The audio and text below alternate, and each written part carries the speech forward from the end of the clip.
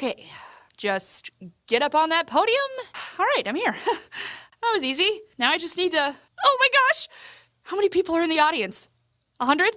1,000? Don't count. Okay, I can do this. I'm gonna focus on my notes. What did I have written down again? Hello.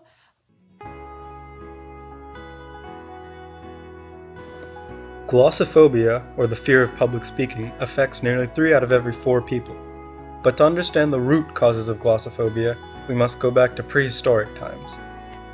It is a survival instinct from the hunter-gatherer days, where being negatively judged by the group could quite literally lead to your death.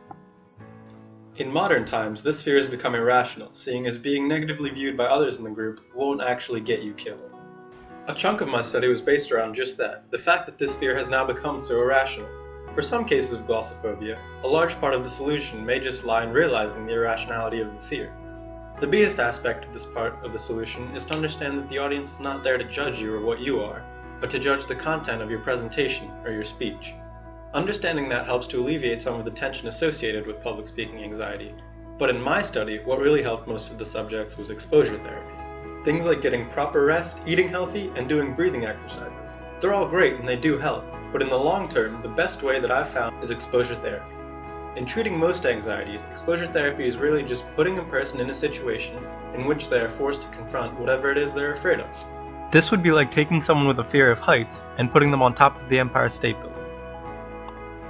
Now, in my study, I modified this method a bit and found that the most effective way to use exposure therapy in treating public speaking anxiety is to elevate a specific variable of public speaking that is the main cause of anxiety for the speaker.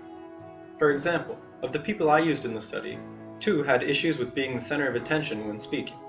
So rather than speaking in front of a small group, they had to get up on stage and speak. So to best treat your public speaking anxiety, figure out what the real issue is. Put yourself in a situation where that issue is escalated. If you're forced to face the real issue full on, you'll be so much more prepared and capable when the time comes to give a real speech or present something in a public setting.